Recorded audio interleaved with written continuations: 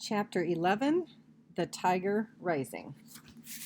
That afternoon, Rob was out in front of the Kentucky Star, weeding between the cracks in the sidewalk when the school bus rumbled up.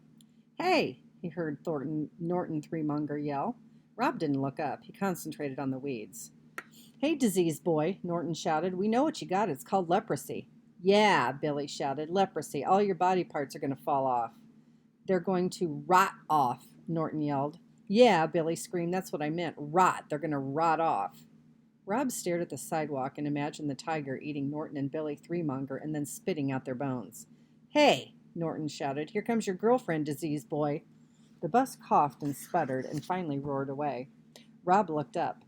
Sistine was walking toward him. She was wearing a lime green dress, and as she got closer, he could see that it was torn and dirty. "I brought your homework," she said.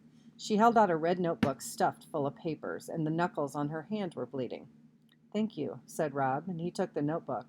He was determined to say nothing else to her. He was determined to keep his words inside himself where they belonged. Sistine stared past him at the motel. It was an ugly two-story building, squat and small, composed entirely of cement block. The doors of each room were painted a different color, pink or blue or green, and there was a chair, painted in a matching color, sitting in front of each door. "Why is this place called the Kentucky Star?" Sistine asked. "Because," said Rob. It was the shortest answer he could think of. "Because why?" she asked. Rob sighed. "Because Beauchamp, the man who owns it, he had a horse once called Kentucky Star." "Well," said Sistine, "it's a stupid name for a hotel in Florida." Rob shrugged. It started to rain. Sistine stood in front of him and continued to stare.